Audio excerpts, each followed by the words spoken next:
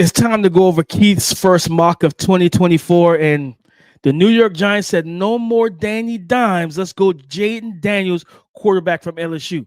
How do we feel about it? We're going to talk about this and more coming up next. You are Locked On NFL Draft, your daily podcast covering the NFL Draft. Part of the Locked On Podcast Network, your team every day.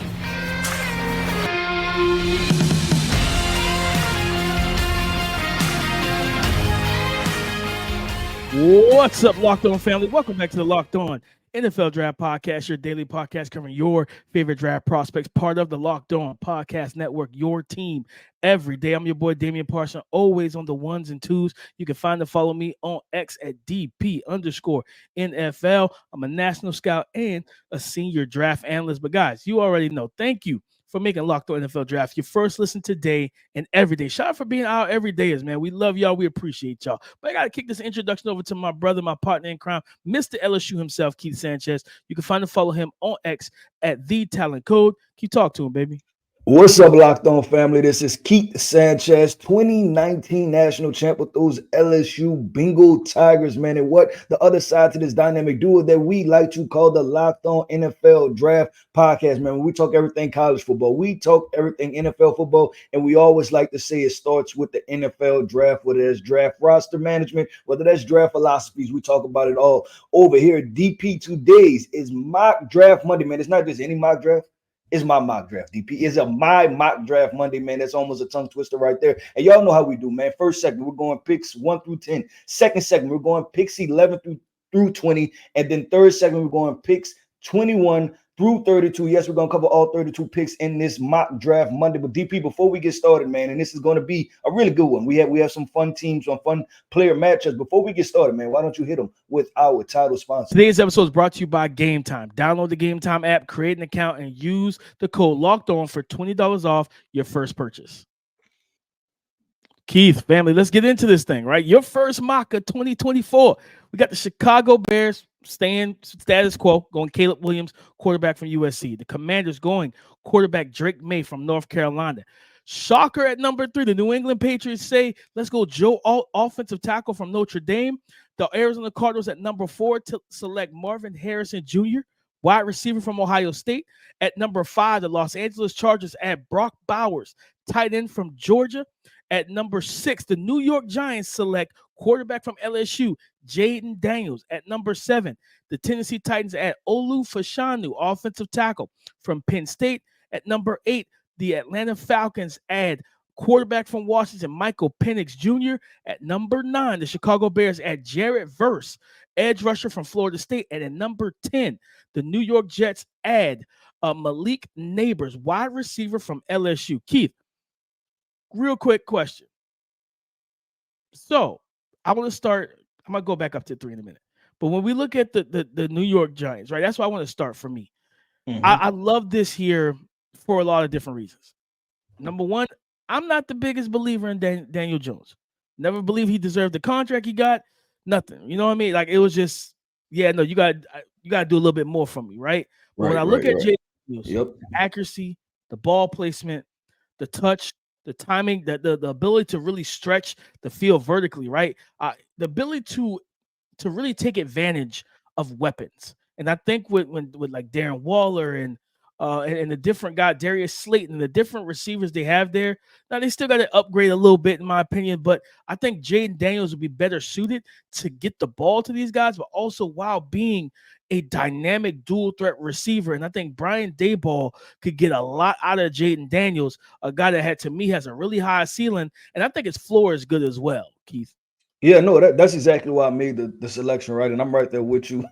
Our everyday is right. You know, we've done a number of episodes about Daniel Jones and that contract and why I don't understand it was given to him. But I'll say this, Jayden Daniels as a player, right? And we know that me and you have conversations. We've had some of them on this podcast that I think that Daniel Jones is a complete quarterback prospect? No, right? I don't. I do think there's some things that he needs to work on, needs to develop, right? And so in finding him as a top 10 pick, because I see, people put him just with whatever team needs the next quarterback, right? I don't think that's the right placement for Daniel Jones. I chose the New York Giants because I think it makes sense, right? Like we said, we've seen Brian Daboll do this with other mobile quarterbacks, right? Josh Allen, then even past the Josh Allen conversation, because that has kind of, everybody has beat that drum, right?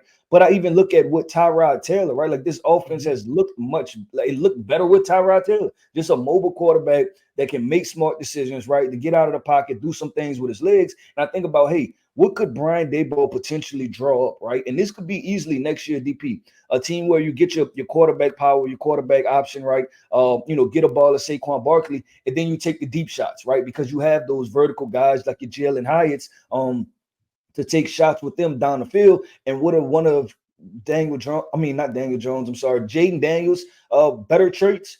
It's throwing the deep ball. So that's why I wanted to go with this selection. And I was like, once I did it, you know how you do these mock drafts sometimes. Once you do, be like, I think I kind of like that, right? And I sit there and I'm like, okay, I kind of like this. I think that I trust Brian Daboll with Jayden Daniels in this conversation. But man, the next one, DP, we're not gonna go far, man. We're gonna stay in New York, right? Malik Nabers to the New York Jets. Interesting one. Yeah, I mean, I feel like this. You're either going to improve when you're talking about Aaron Rodgers coming back, right? You're either going to improve the offensive line, or you're going to get a step better with the wide receiver core, right? And Olu and Joe Alt were both off the board. But just like our conversation for last mock draft Monday, DP, I think you could be in prime position to draft a wide receiver and then come back and get an offensive lineman, right? In the next round. And I think you pair Malik Nabers with Garrett Wilson. Now you're talking about a dangerous 1-2 combo for potentially the next 10 years, right? As long as you can pay these guys, talking about dangerous situations. And I think they're complementary because they both can do it all, right? They both can line up on the outside. They both can line up in the slot. They both can go in jet motion. They both can go in orbit motion. They both can take quick screens, bubble screens, right? They both can take the top off. So I think it makes for a fun offense when you're talking about Malik Nabers paired with Garrett Wilson at the New York Jets. No, I love that. It was interesting when I saw the name. I was like, yo, like that's, especially with a healthy Aaron Rodgers, like that's a scary duo, scary tandem. You know what I mean? Then you got Breece Hall in the backfield, be able to run the ball, get the ball to him out in space. And those guys will make his life a lot easier as well. A guy who's really explosive and dynamic in open field. Is he the most nuanced runner in terms of vision? And then, no, not so much, but he's a really, really talented and dangerous receiving option. You know what I mean? To be able to check the ball down to Breece and allow him to get yards after the catch. And when you got Nabers and Wilson and teams that to throw two high safeties out there, right, with the arm talent and the deep ball accuracy of Aaron Rodgers, I like that a lot. But Keith, I'm gonna tell you a pick that you talked about when we was talking about Jayden Daniels. You know what I mean? You say, yeah, he's not. Everybody throws him, to the next team that needs a quarterback. This here at number 3. I'm gonna tell you right now, these fans are not gonna like this. The Patriot fans are not gonna like saying, listen, they know that they have no answer at quarterback, and to pass up on new head coach, right? New head coach in terms of Gerard Mayo. It's kind of time to find a franchise quarterback, but just kind of tell the people your thought process of saying, listen, let's add Joe Alt and pass up on a QB. Yeah, no, and I understand wanting a quarterback, right? But we always talk about quarterback ready teams. Are the New England Patriots ready to put that in? And the thing is this: if Caleb Williams or Drake May was there, I was going to draft either one of those guys, right? But neither one of those guys there. So now we're talking about that next tier of quarterbacks. Are you comfortable with putting your entire franchise right on the shoulders of Jayden Daniels to carry you to a bunch of wins, right? Michael Penix to carry to your bunch of wins, and especially at the number 3 overall pick. And let's look at this team. DP, how do you carry? What are you carrying, right? You're carrying an offensive line that has holes in it. You're carrying a wide receiver core that's one of the worst wide receiver cores in the NFL, right? You're carrying offensive structure, right? Talking about the OC, talking about the entire situation to where there's no identity. So instead of taking a young quarterback, putting them in that situation and just drafting a quarterback just to be happy on draft day, I have a question. You're going to be happy come April 25th, right? But how are you going to feel October 25th? You know what I'm saying? When that young quarterback is now, he might potentially not be playing that well. You drafted him, right? And it was happy you moved on from Mac Jones. But then what are you going to do from now? I'm not saying stick with Mac Jones or Bailey's happy, right? What I'm saying is potentially you go find a segue guy and continue to build this roster out piece by piece, because you want to take something and learn from what not only Bill Belichick, but a lot of franchises, right, who have brought quarterbacks along, especially young quarterbacks, they built the team around them, right? Like they had a team in place already. It's very rare that you get Peyton Manning, insert him into the Indianapolis Colts, and then you end up with a Hall of Fame quarterback. More times than not, when I say more times than not, probably 80% of the time, that simply does not work. So I want to look at it from that perspective of, man, I get y'all need a quarterback, but go find a quarterback, right? Build this team out. Help this offensive line, get the wide receiver core together. You turn the page, right, to a new head coach, find an offensive identity, and then go and find a quarterback. So that's why I decided to go that way. Listen, it makes sense. I just want to let you know that they're not going to be happy. Hey, and that is perfectly fine with me. Like I said, man, you can find me on X at The Talent Code, man, and we can have the conversation with DP. Let's keep this thing going. Let's keep it flowing, man. We are on to picks 11 through 20 to have the conversation, man. A lot of fun players' names still to come up, a lot of player picks to come up. So stay tuned.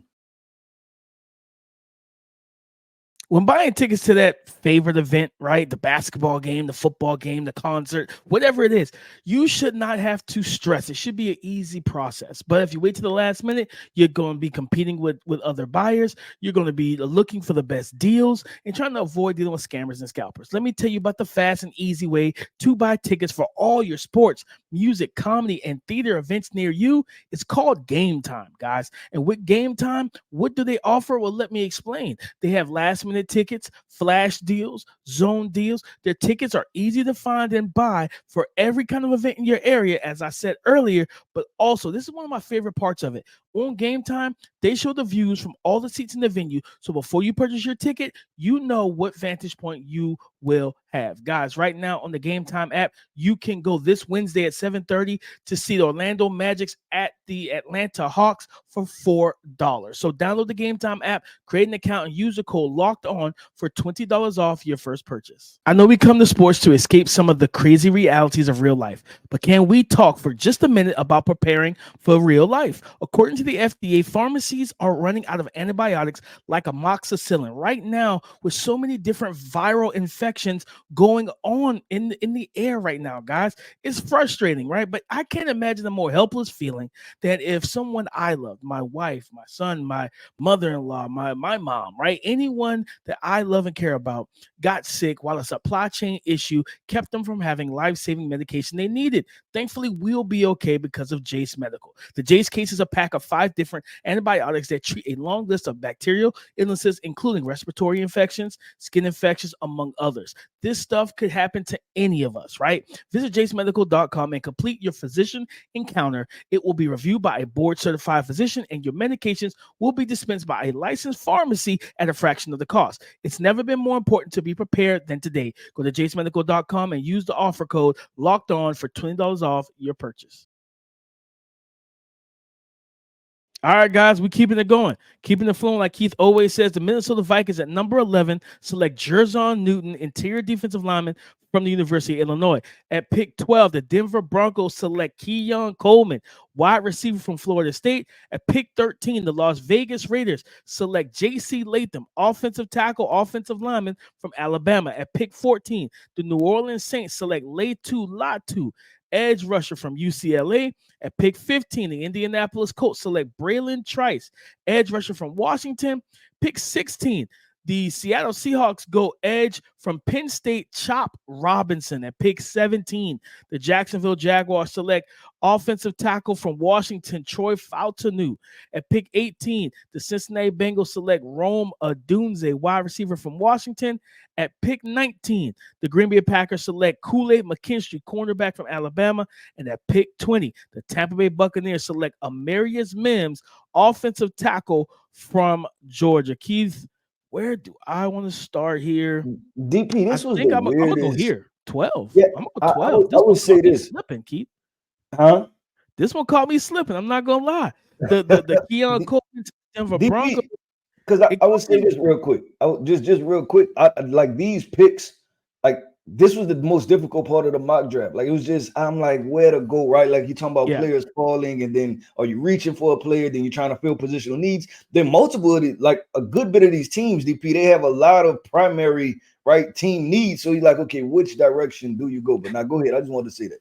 No. And I'm with you because it's a lot of different variables and, like I said, a lot of different needs. You try to address the most important one, but trying to address it with the best player. It's like trying to go with the board. It's a lot, right? But for me, it's like it's interesting because they're moving on for Russell Wilson, as you said in your blurb here, in your explanation.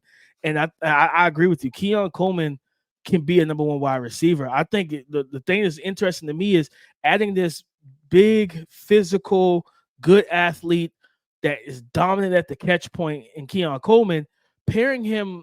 I feel like somebody's got to be moved, and it's like pairing him with like a Cortland Sutton. Some would say, and then you got Tim Patrick coming back off of, I think, a torn Achilles. We'll see how much of Tim Patrick will look like Tim Patrick prior to the last 2 seasons of injuries. But it's like, all right, who gets moved? Do they say forget it and go away from Jerry Jeudy, or do you try and move Cortland Sutton? But adding Keon Coleman, I think, will give them that high volume target that they say, you know what, I'm going to trust him with 110, 115 targets a year. Yeah, I would say with the Denver Broncos, and if you have to be critical, and like I said, this is the most difficult part of the draft for me. This was a quality versus quantity, right? Because I think if you look at the Denver Broncos roster and what they could potentially bring into camp next year, right, before pre-draft, right, what their roster was as far as the wide receiver room, you're like, okay, do they really need a wide receiver, right? They have Cortland Sutton, Tim Patrick coming back, Jerry Jeudy, right? I think KJ Hamler had to retire, but they have Marvin Mims still, right? But when you talk about, like, I always talk about those scheme specific or like usage specific. I would rather use that usage specific wide receivers. You see that with the Denver Broncos, right? Cortland Sutton is what he is, and he's great at that one thing, right? And then Marvin Mims is what he is, and he's great at that one thing. Jerry Jeudy, is the same thing, right? And I thought adding Keon Coleman will kind of free up some of those guys to be able to do their job, right, without hindering the offensive play or the offense and, sacrificing the offensive structure. So just giving them a true number one that could do everything. If I had to point out, DP, something that I would say I liked, right, and I will go to I think it was pick 19, pick 20 with the Tampa Bay Bucks, and the conversation about Amarius Mims, right? The Tampa Bay Bucks getting Amarius Mims. Listen, we have to give the Tampa Bay Bucks, right, give head coach Todd Bowles all the credit, right? The Tampa Bay Bucks supposed to be one of the worst teams in the NFL, and they had the opportunity to make it to the playoffs. Now, my thing is this: I know that they have, I think it was Luke Gadecki, I believe, playing right tackle, right? And they moved Tristan Wirfs to left, and everybody's like, well, hey, he's played decent. I just feel like this, man. There's levels to this, right? And you don't let an average player stop you or prevent you from potentially drafting a great player. And this is a great offensive tackle class. So why reach at another position, right? Just because you're trying to fill a positional need. Like offensive, you can't go wrong ever drafting an offensive line that you feel like is going to be extremely talented, right? Like you always need offensive line help no matter what happens. You look at Patrick Mahomes, make it all the way to the Super Bowl, lost to the Tampa Bay Bucks. Why? Because the offensive line wasn't great or they didn't show in that game, right? I'm a big offensive line guy. So I look at it, drafting Amarius Mims, draft him. You can put him at right tackle, and then you still can figure that thing out with Luke Gadecki, right? Like whether you want to kick him down or do a trade him, potentially trade him, but the skill set, the ceiling is way higher. And then by you having, I believe it's Luke Gadecki at right tackle, you don't have to play Amarius Mims right away, right? You can let him earn it, you can let him develop, and then kick him in. And now you have 2 bookend tackles for Baker Mayfield for the next couple of years, or whatever quarterback you decide to draft. And now you start getting this thing back going to the time where the Tampa Bay Bucks had a good offensive line, when Tom Brady was playing behind them and they were making some things happen. So that was probably the pick where I think you probably get question marks directly from Tampa Bay fans, but that's kind of my explanation behind it. You don't let a contributing player stop you from potentially drafting a great player. And Keith, I think I like the pick mainly because Luke Gadecki can play guard, so you can reduce him inside, right? Bolster the interior offensive line, and now you have Amarius Mims, Tristan Wirfs, and then Tristan Wirfs being just one of the best tackles in the game himself. He can help bring along the young fella who's very skilled and gifted, similar to him, right? In terms of movement skills, power, arm length, everything else. He can help from a mental standpoint, help kind of be an extra coach on the offensive line to help him out while he's kind of going through those peaks and valleys of a young, kind of inexperienced offensive tackle. Listen at 6'7", 330, you know what I mean? I've watched him. I gave him a first round grade. Amarius Mims can move. Quick set, 45-degree angle, vertical. So he can do all those things, but he also has outstanding arm length. And when he gets his hands on guys, he stifles any forward momentum. This is a big ball of clay, right? And now you could turn that big ball of clay into whatever expensive gift you want him to be. And I think that's a big thing. And then tonight, because it's mock draft Monday, guys, we it's morning time, which means the Philadelphia Eagles and Tampa Bay Buccaneers play tonight. This is Baker Mayfield's shot to knock off the Eagles and really solidify himself as the QB of the next maybe 2 years, or get that extension from the Tampa Bay Buccaneers, Keith. So I agree with this pick. Some fans may not like it because they want something a little bit more flashy, but you want to dominate the trenches no matter who's behind center.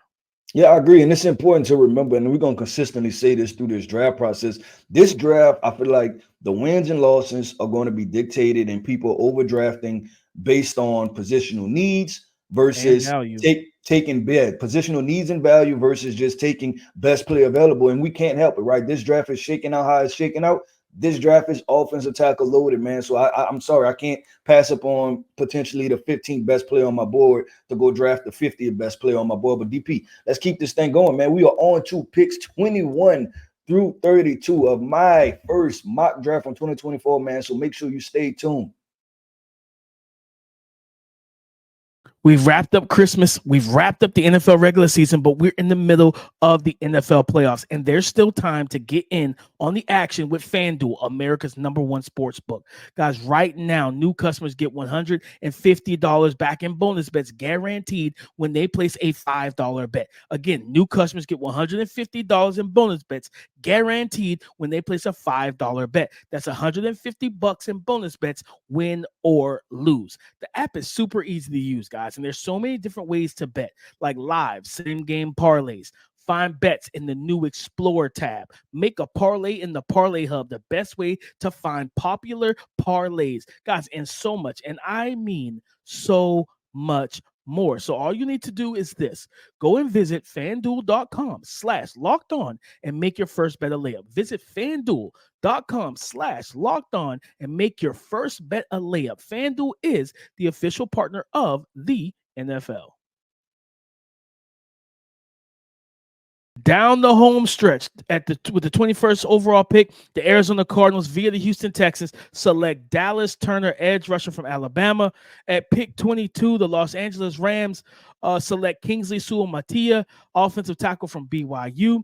At pick 23, the Pittsburgh Steelers select Talise Fuaga, offensive tackle from Oregon State. At pick 24, the Miami Dolphins select Jordan Morgan, offensive tackle from Arizona.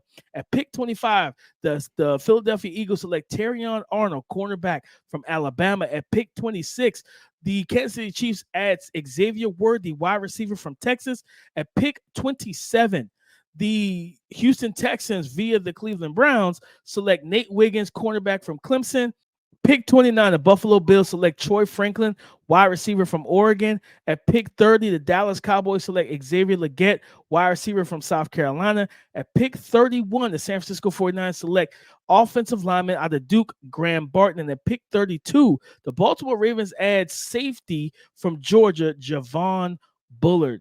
Keith, I got to go right here. Pick 29, the Buffalo Bills, man.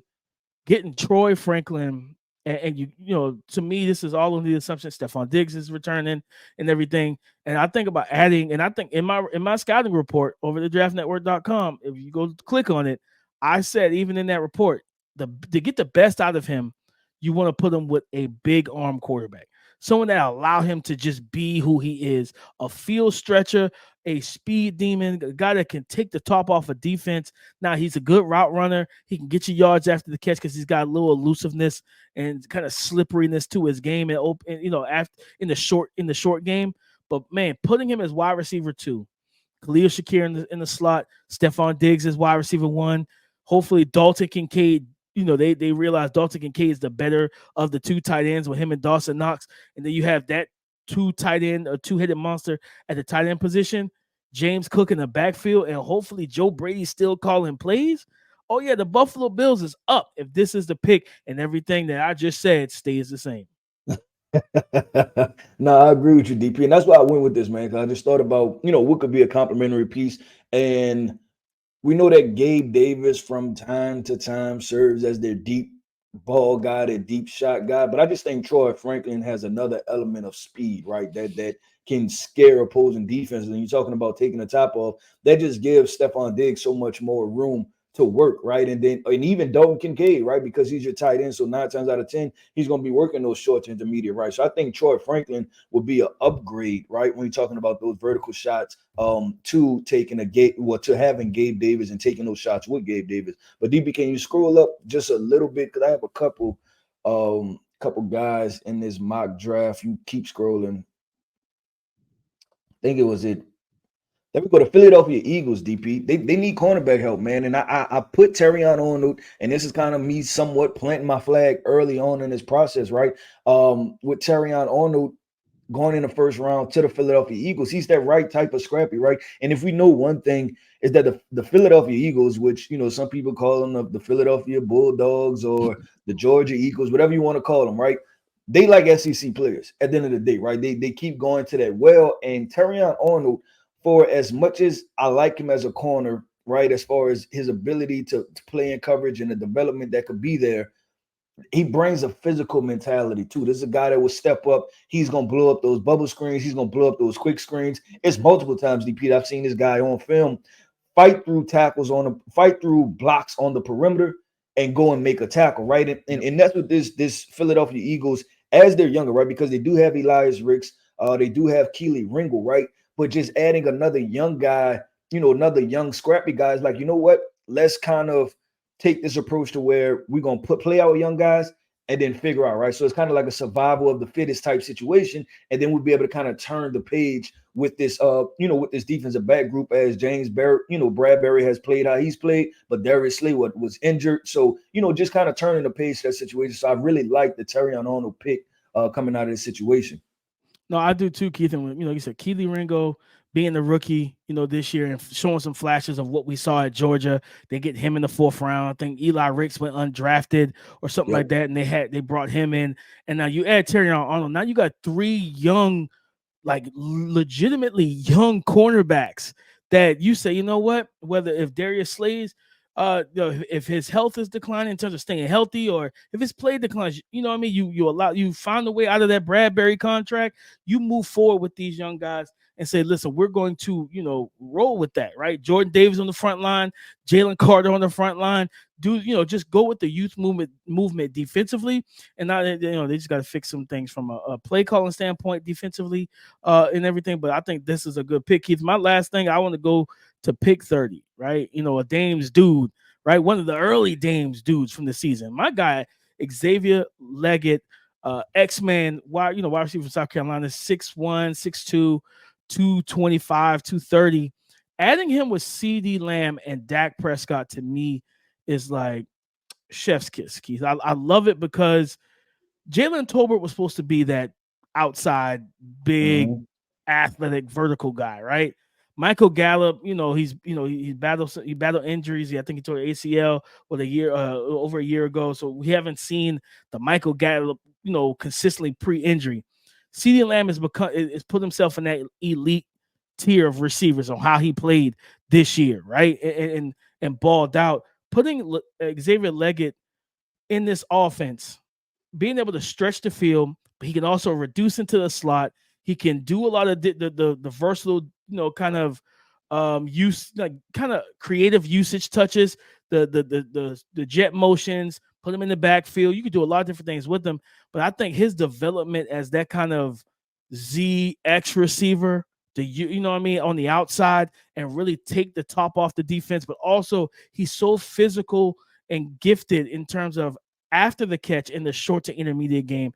I think having these 2 guys, you're talking about running levels concepts with CeeDee Lamb and him on the same side of the field, they're working within the same areas, flood concepts, different things like that, mesh and everything else, man. I just think that's a very fun potential duo where it's like, man, CeeDee Lamb in 2024 is going to pull a lot of attention from defenses because of how he played this year. You know what I mean? So now think about Xavier Leggett walking into a situation where he's wide receiver 2, where he's going to get the lesser corners. Sign me up for it, Keith. Sign me up.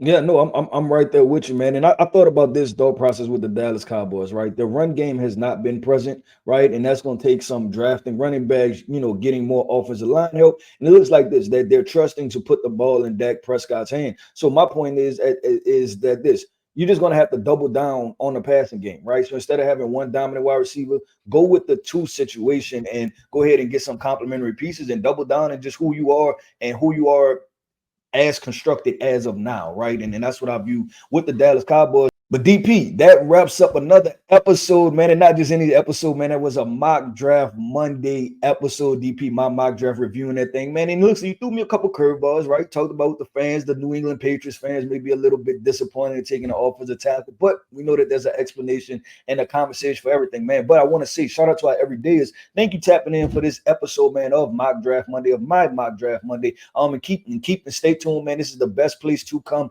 for NFL draft content, right, all season long, man. Make sure y'all come over here to us, man. I am Keith Sanchez. You can find me on X at The Talent Code, man. That right there, that is my host, man. That's my guy, man. Damian Parson. You can find him on X at DP_NFL. And like we always like to say, man, y'all come talk to us because we like to talk back. Go subscribe and follow for free on YouTube or wherever you listen to podcasts to get the latest episode as soon as it is available. Thank you for making Locked On NFL Draft your first listen today and every day. Shout out for being our everydayers, man. So stay tuned, guys. We got more Senior Bowl stuff coming around, previewing and scouting the Senior Bowl. So stay tuned with us and come and join the conversation again tomorrow on the Locked On Podcast Network, your team every day.